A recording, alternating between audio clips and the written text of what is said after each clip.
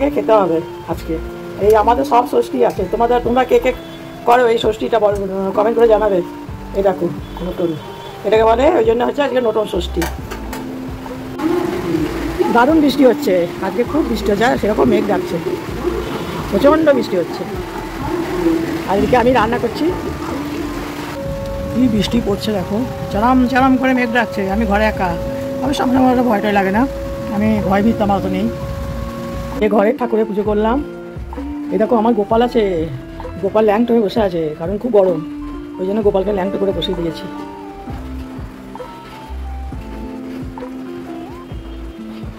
আজকে তো পোস্ততে পেঁয়াজ দিতে পারবো না, তাই টমেটো দিয়ে পোস্তটা বানাতে হবে। আজকে নতুন ষষ্ঠী, এটা কার কার আছে আমি জানি না, এটা সকলে নেই।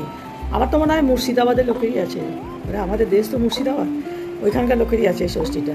বাকি এই ষষ্ঠীটা সবাই করে না, এটাকে বলে নতুন ষষ্ঠী। আমার শাশুড়ি তো ওই গোয়ালে বসে গোবর খেত, মানে আমার হাজব্যান্ডের মানসিক ছিল আর কি, ছোটোবেলায় খুব মানে শরীর খারাপ ছিল, থাকতো, ওই জন্যে ওটা মানসিক করেছিল, দিয়ে গোয়ালে বসে গরুর গোবর খেত, অল্প একটু, বেশি না তাই।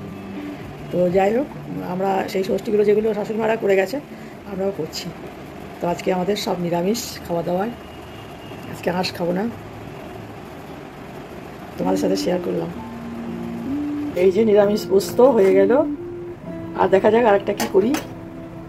যে সেই নতুন, এটা একটু লম্বা লম্বা টাইপের হয় বলে এরা এরকম, আবার চাবড়া ষষ্ঠী আছে, সেটা আবার চ্যাপটা চ্যাপটা হয়।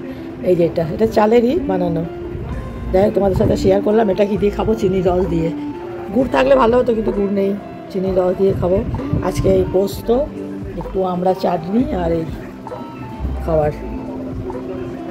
ঠিক আছে, ভিডিওটা ভালো লাগলে একটা লাইক কমেন্ট করে দিও।